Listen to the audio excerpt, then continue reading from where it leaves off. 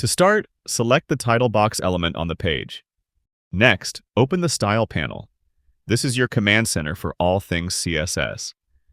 At the top, you'll see a few tabs. The two most important are Active and Tree. Both of them show the CSS rules that are currently affecting the selected element. The Active tab is an older view, which we've kept for backward compatibility. The Tree tab, however, is the new and much more powerful way to work with styles.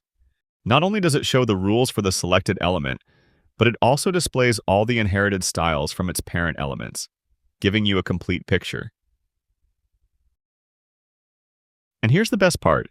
Every value is directly editable. For example, you can scrub the width property and see the changes happen live on the page. It's incredibly intuitive. Let's toggle the visual helpers off for a moment to get a clearer view of our design. You can easily adjust padding, margins, and other properties to get your layout just right. You can click to select from a drop-down or scrub values for precise control. It's a very efficient workflow. Feel free to pause here and play around with these controls to get a feel for them. Below the rule tree, you'll find the Visual Editor. When you select a CSS rule in the tree, its properties are displayed here with easy-to-use visual controls. To illustrate how this works, let's create a cool drop cap effect on our poem.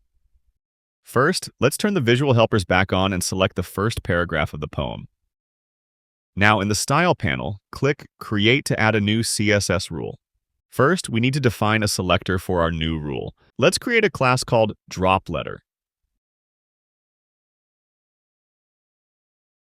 To target only the first letter of the paragraph, we'll add a Pseudo-Selector.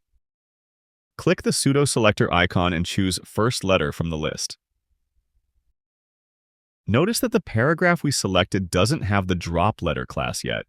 Pinegrow intelligently detects this and offers to add it for us. Let's keep this box checked and click Create. Just like that, our new rule is created and the DropLetter class has been added to the paragraph's HTML. Now we can style it.